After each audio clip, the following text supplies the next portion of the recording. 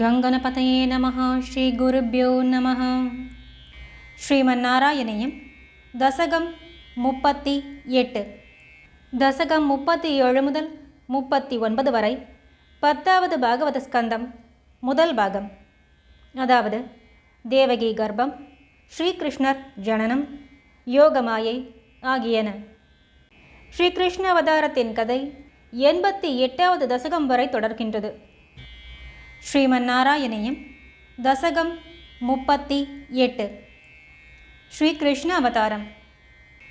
இந்த தசகத்தில் கிருஷ்ணர் சிறைச்சாலையில் பிறந்தது, யாதவ தலைவர் நந்தகோபரின் மனைவியான யசோதையின் பிரசவ அறைக்கு கொண்டு செல்லப்பட்டது என்பன பற்றி கூறப்பட்டுள்ளது.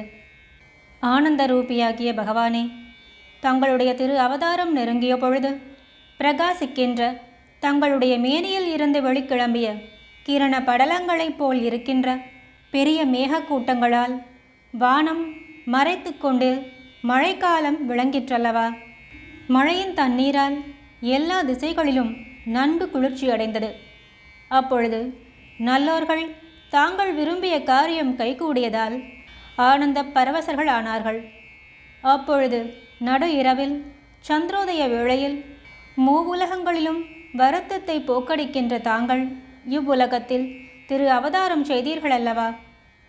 குழந்தையின் ஸ்வரூபத்தை அடைந்திருந்தாலும் கூட ஐஸ்வர்யங்களை தரிக்கின்றதும் ஜுவலிக்கின்றதும் கிரீடம், கைவளைகள், தோள் வளைகள், முத்து மாலைகள் இவைகளை உடைய காந்தியினை உடையதுமான சங்கு, சக்கரம், பத்மம், கதை இவைகளால் மிகவும் சோபிக்கின்றதும் மேகம் போன்ற நீல வண்ணத்தினதுமான திருமேனியுடன் பிரசவ அறையில் விளங்கினீர்கள் அல்லவா.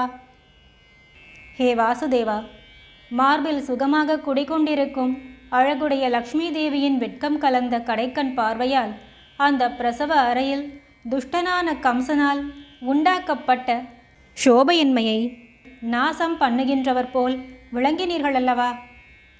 வாசுதேவரோ ஞானிகளான முனிவர்களின் புத்திக்கு கூட எட்டாமல் வெகு தூரத்தில் இருக்கும் திருவடிகளை தம் கண்கொண்டு தரிசித்து ஆனந்த கண்ணீர், மயிர்கூச்சம், தொண்டை நிகழ்ச்சி இவைகளால் கனிந்தவராய் கண்களுக்கு பூந்தேன் போன்றிருக்கும் தங்களை துதித்தார் அல்லவா. ஸ்வயம் பிரகாச ரூபியும் பரபிரம்ம ஸ்வரூபியும் துன்பத் தளைகளை அறுப்பதில் கத்தியை போன்றவரும் எல்லோரையும் அடக்கி ஆள்கின்றவரும் தமது அம்சமான மாயையை கொண்டு சிருஷ்டி முதலிய லீலைகளையும் செய்கின்றவருமான ஈசா, எனக்கு அருள வேண்டும். கருணை நிறைந்த கடைக்கண் பார்வைகளால் எனது வருத்தங்களை அகற்ற வேண்டும் என்றெல்லாம் சந்தோஷம் அடைந்த அந்த வாசுதேவரால் தாங்கள் வெகுநேரம் துதிக்கப்பட்டீர்கள் அல்லவா. அப்பொழுது கொடி போன்ற சரீரத்தை உடைய தங்களது தாய் கண்ணீரால் நனைந்து காணப்பட்டாள். தங்களை புகழ்ந்து துதித்து தங்களுடைய குணங்களை போற்றினார். கருணையை வடிவான தாங்கள் அவ்விருவருக்கும் முந்தைய 2 ஜென்மங்களை பற்றி அறிவித்தீர்கள்.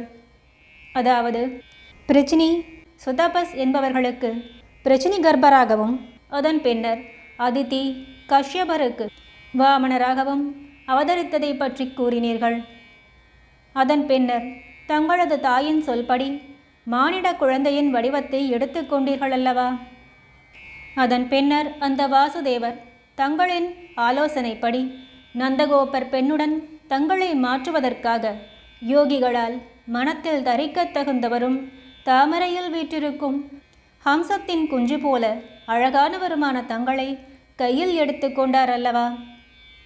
அப்பொழுது தங்களுடைய ஏவுதலால் நந்தகோபர் வீட்டில் அவதரித்திருந்த யோகநித்ரா நகர மக்கள் அனைவரையும் தூக்கத்தால் கண் மூடியவர்களாக செய்தாள் அல்லவா. இதில் ஆச்சரியம் என்ன? ஏனென்றால் அறிவற்றவைகளும் மிகுந்த பாதுகாப்பிற்காக மிகுந்த உறுதியோடு சேர்த்து பூட்டப்பட்டவைகளுமான கதவுகள் கூட தாமாகவே தங்களுக்காக திறந்து கொள்ளப்பட்டதல்லவா. அப்பொழுது மகா பாக்யசாலியான அந்த வாசுதேவர் தங்களை கோகுலம் எடுத்துச் சென்றார். ஆதிசேஷன் தன் படங்களால் மழையை தடுத்து குடை பிடித்தார். அவர் தன் தலைகளில் இருந்த ரத்தின மணிகளின் ஒளியால் வழிகாட்டி கொண்டு வந்தாராமே. இப்படிப்பட்ட பல பெருமைகள் வாய்ந்த தாங்கள் என் நோய்களை போக்க வேண்டும். हरि ओम्। अन्यथा चरणं नास्ति त्वमेव चरणं मम, तस्मात् कारुण्यभावेन रक्ष रक्ष जनार्दन।